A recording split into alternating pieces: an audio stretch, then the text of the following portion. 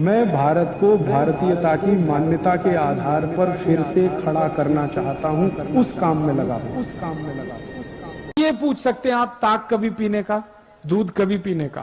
ताक हमेशा दोपहर को पीना, दूध हमेशा रात्रि को पीना, और जूस हमेशा सकाळी। सकाळी जेवण नंतर ज्यूस पीने का, दुपारी जेवण नंतर ताक पीने की, रात्रि जेवण नंतर दूध पीने का। आप बोलेंगे ये क्या चक्कर है? सकाळी जूस, दोपहरी ताक और रात्रि को दूध। बात ऐसी है, हम जो भी कुछ पीते और खाते हैं, हमारे पेट में उसको हजम करने के लिए, पाचन करने के लिए कुछ रस की जरूरत पड़ती है, जिसको अंग्रेजी भाषा में एंजाइम्स कहते हैं। वो रस हमारे पेट में समय समय पर उत्पन्न होते हैं। ताक को पचाने के लिए, दही को पचाने के लिए जो रस चाहिए वो दोपहर को ही पेट में आता है ज्यादा। दूध को पचाने के लिए जो पाचक रस की जरूरत है वो सूर्यास्त के बाद ही पेट में पैदा होता है ज्यादा। और जूस को पचाने के लिए जिस पाचक रस की जरूरत है वो सकाळी सबसे जास्ती होता है। इसलिए नियम बना दिया गया, सकाळी जेवण नंतर जूस, दुपारी जेवण नंतर ताक, रात्रि जेवण नंतर दूध। समझ गए? अब आप, ये बहुत सारी आई और ताई यहां जो बैठी है वो ये कहेगी, हम तो हमारे बच्चों को सुबह सुबह दूध पिला के स्कूल भेजते हैं। आयुर्वेद कहता है कि सुबह का समय दूध पीने के लिए अच्छा नहीं है। सबसे अच्छा समय दूध पीने का है वो शाम को है। तो आप क्या पिलाएं सुबह सुबह बच्चों को? जूस पिलाइए, संतरे का रस पिलाइए, मौसमी का पिलाइए, द्राक्षी का पिलाइए, टमाटर का पिलाइए, गाजर का पिलाइए। कुछ नहीं है तो नींबू की शिकंजी ही पिला दीजिए, सबसे सस्ता। और जितने दिन ऊस खाने को मिलता है, जितने दिन, 3 महीने 4 महीने, तो सकाळी ऊस का रस जरूर पीने का, नाश्ता नंतर, जेवण नंतर। आप बोलेंगे इसमें क्या है? ये जो ऊस का रस है ये अद्भुत है। इसकी सबसे बड़ी विशेषता है कि इसमें भरपूर मात्रा में कैल्शियम है। और हमारे शरीर की ये जो हड्डियां होती हैं, इनको बनाने के लिए कैल्शियम सबसे जास्ती उपयोग में आता है। और जूस जो है, ऊस का रस, उसमें सबसे जास्ती कैल्शियम। फिर दूसरे नंबर पे सबसे जास्ती फास्फोरस है। कैल्शियम और फास्फोरस अगर किसी किसी रस में है तो वो तो सबसे अद्भुत है। इसलिए ऊस का रस जितने दिन मिले जरूर पीना। क्या क्या फायदा होगा? हड्डियां मजबूत होंगी, शरीर में चुस्ती फुर्ती रहेगी, ताकत बहुत ज्यादा आएगी। और मैं आपको 1-2 माहिती देता हूं। जो ऊस का रस पी सकते हैं सुबह सुबह, उनको जिंदगी में कभी भी काविड़ रोग नहीं हो सकता। काविड़ समझते हैं मराठी में? जॉन्डिस, आंखें पीली पीली हो जाती हैं, लघवी एकदम पीली आने लगती है, शरीर टूट जाता है, बिस्तर पे लेटना पड़ जाता है। और काविड़ की दुनिया में औषध नहीं है। एलोपैथी के किसी भी डॉक्टर से पूछेंगे, वो कहेगा काविड़ की औषध नहीं है, ये तो अपने आप ही ठीक होता है। डॉक्टर कहेगा आराम करो 20 दिवस, 25 दिवस, 30 दिवस। लेकिन इस काविड़ को होने नहीं देना, इसकी सबसे बड़ी ताकत है ऊस के रस में। तो ऊस का रस पिया सुबह सुबह, बहुत अच्छा होता है। और मैं इसलिए भी कह रहा हूं ऊस का रस पीने को कि सारे के सारे भारतीय नागरिक रोज सकाळी 1 गिलास ऊस का रस पिए, तो भारत के जो शेतकरी ऊस उत्पन्न करते हैं वो सब श्रीमंत और कोटिपति हो जाए। आप बोलेंगे वो कैसे? अभी क्या होता है, जो शेतकरी ऊस उत्पन्न करते हैं वो सारा ऊस साकर कारखाने में जाता है। साकर कारखाना चलाने वाला तो कोटिपति और श्रीमंत हो जाता है, शेतकरी वहीं का वहीं रोडपति रह जाता है। मैंने संपूर्ण भारत का 3 बार प्रवास किया है, उत्तर, दक्षिण, पूरब, पश्चिम। जो भी शेतकरी ऊस उत्पन्न करते हैं सब गरीब हैं, रोडपति हैं। लेकिन उनके ऊस को साखर बनाने वाले जो श्रीमंत हैं और कोटिपति हैं, कारखाने के मालिक, वो सब उद्योगपति हैं। ये चक्कर क्या है? चक्कर बड़ा सीधा है। ऊस का भाव बहुत कम है, साखर का भाव बहुत जास्ती है।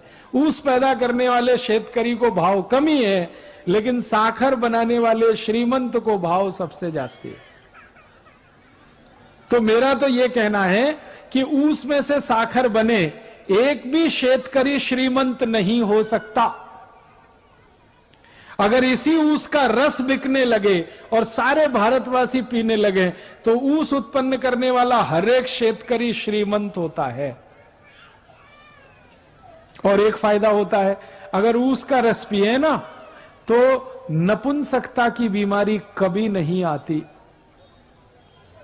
मैं आपको एक छोटी सी माहिती देता हूं। अगर आपके घर में ऐसे कोई पति पत्नी हैं जिनका विवाह हो गया लेकिन बच्चे उत्पन्न नहीं हो रहे, कभी किसी को भी हो सकती है, स्त्री में भी हो सकती है, पुरुष में भी हो सकती है, ऐसे किसी भी पति पत्नी को कहिए कि अगर बच्चा चाहिए तो ऊस का रस पियो। और क्या डालकर पियो? चूना डालकर पियो। चूना देखा है पान में जो लगाते हैं, वो चूना 1 ग्राम 1 गिलास ऊस के रस में मिला के 3-4 महीने से 5-6 महीने तक कोई भी पी ले, बड़े आराम से बच्चा हो जाएगा।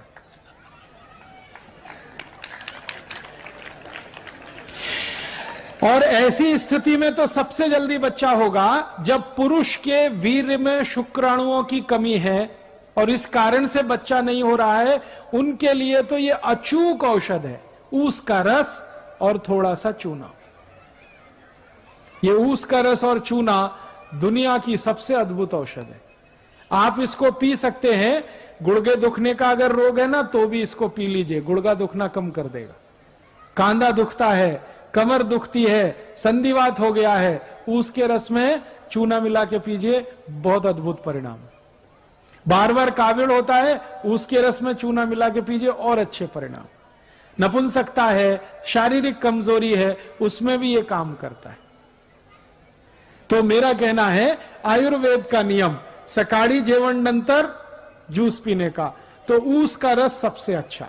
दूसरे नंबर पर संतरे का रस, मौसमी का रस, द्राक्षी का रस, टमाटर का रस, गाजर का रस, और ये जितने भी रस आप पिएंगे, सबका पैसा शेतकरी समाज को ही मिलेगा। और शेतकरी समाज को पैसा मिलेगा, शेतकरी समाज श्रीमंत होगा। मेरी आपको एक छोटी सी विनंती है, कुछ और रस आते हैं हमारे देश में बोतल में बंद, वो कभी नहीं पीना, वो सब खतरनाक है। जैसे बोतल बंद, बाटली में बंद एक रस आता है, पेप्सी कोला, एक है Coca Cola, Thums Up, Limca, Citra, Mirinda, mango Frooti, ये सब बाटली में बंद आते हैं ना, और पैकेट में भी बंद आते हैं। ये खराब है, इनको नहीं पीना, क्योंकि इनमें दम नहीं है। आप बोलेंगे क्या दम नहीं है? इनमें है क्या? मैं विज्ञान का विद्यार्थी रहा हूं, और विज्ञान के विद्यार्थियों के ऐसे 14 तरह के केमिकल मिलाए जाते हैं, और ये सब जहर हैं, सभी विष हैं। ये पेप्सी और कोका कोला में तो एक केमिकल मिलाया जाता है, उसका नाम है फॉस्फोरिक एसिड। ये फॉस्फोरिक एसिड से आप जानते हैं क्या बनता है? संडास साफ करने वाला हार्पिक। आपने टीवी जाहिरात देखा? हार्पिक, वो संडास पात्र पे डालो, 2 मिनट में फ्लश करो, झकाझक सफेद कर देता है। वो कैसे कर देता है? उसमें एसिड मिलाया हुआ है जिसको तेजाब कहते हैं, और उसका नाम है फॉस्फोरिक एसिड। वही एसिड पेप्सी कोका कोला में भी मिलाया जाता है। तो एक बार मैंने सोचा कि हार्पिक से अगर संडास साफ हो सकता है तो पेप्सी से भी होना चाहिए, क्योंकि दोनों में एसिड है। तो मैंने मेरे घर में करके देखा। मैंने मेरे घर में क्या किया, 1 महीने तक संडास साफ नहीं किया, खूब गंदा हो गया, एकदम पीला पीला कचरा जमा हो गया उसमें। फिर मैं पेप्सी और कोका कोला की बाटली लेके आया और संडास पात्र पे गिराया, और 2 मिनट के बाद पानी से फ्लश किया संडास पात्र झक्काझक सफेद, एकदम व्हाइट एंड व्हाइट, एकदम नीट एंड क्लीन। वो दिन से मैंने एक जाहिरात शुरू किया है, ठंडा मतलब टॉयलेट क्लीनर। ठंडा मतलब कोका कोला नहीं है, ठंडा मतलब टॉयलेट क्लीनर। अब मुझे बड़ा दुख होता है कि पढ़े लिखे श्रीमंत लोग ये टॉयलेट क्लीनर गटागट पीते रहते हैं। जास्ती एजुकेटेड जास्ती पीते रहते हैं।